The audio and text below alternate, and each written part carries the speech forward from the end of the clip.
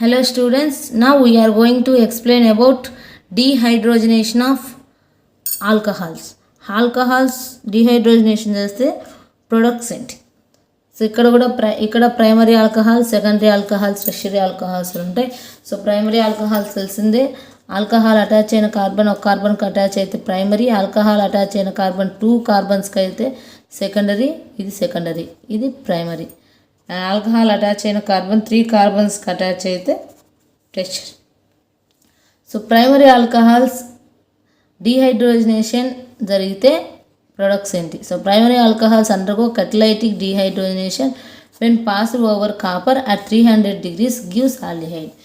So కాపర్ని pass చేస్తే కాపర్ని 300 degrees దగ్గర పాస్ చేసినప్పుడు ఆల్కహాల్స్ అనేవి ఆల్డిహైడ్స్గా కన్వర్ట్ అవుతున్నాయి. సో ఎగ్జాంపుల్ ఇథనాల్ తీసుకుంటే ఇథనాల్ ఫామ్ అయింది. And then vapours of secondary alcohols gives ketones and catalytic dehydrogenation. Same catalytic dehydrogenation జరిగి same catalyst copper pass at 300 degrees centigrade. So ఇక్కడ secondary ఆల్కహాల్స్లో ketone form అవుతుంది. Primary alcohols అయితే aldehyde, secondary alcohols అయితే ketone. And tertiary alcohols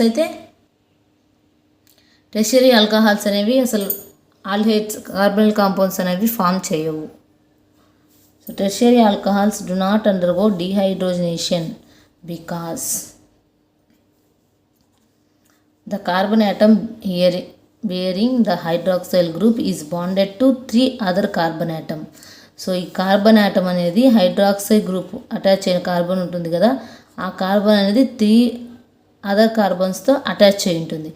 అలాంటప్పుడు ఏం జరుగుతుంది? ఇక్కడ హైడ్రోజన్ లేదు, హైడ్రోజన్ ఉండదు కదా. సో కార్బన్ వ్యాలెన్సీ 4, ఒకటి OHతో 3 కార్బన్స్తో అటాచ్ అయి ఉంటుంది.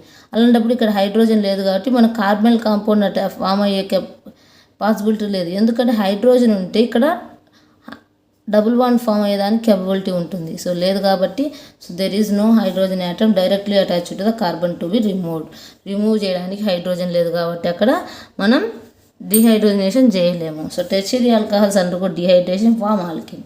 ఈ టెర్షియరీ ఆల్కహాల్స్ అనేవి డీహైడ్రేషన్ జరిగి ఆల్కిన్స్ అనేవి ఫామ్ అవుతాయి. సో ఇక్కడ ఉన్న OH, ఇక్కడ ఉన్న CH3లో ఒక H తీసుకెళ్ళి వాటర్గా రిమూవ్ అయిపోయి ఆల్కిన్స్గా ఫామ్ అవుతుంది. This is dehydrogenation of alcohols. So primary alcohols aldehydes form అవుతాయి, సెకండరీ ఆల్కహాల్స్ అనేవి కీటోన్స్ ఫామ్ అవుతున్నాయి. టెర్షియరీ ఆల్కహాల్స్ అనేవి అసలు డీహైడ్రోజనేషన్ జరగదు. సో టెర్షియరీ ఆల్కహాల్స్ డీహైడ్రేషన్ జరిగి ఆల్కిన్స్ ఫామ్ అవుతున్నాయి. డీహైడ్రేషన్ అంటే రిమూవల్ ఆఫ్ వాటర్.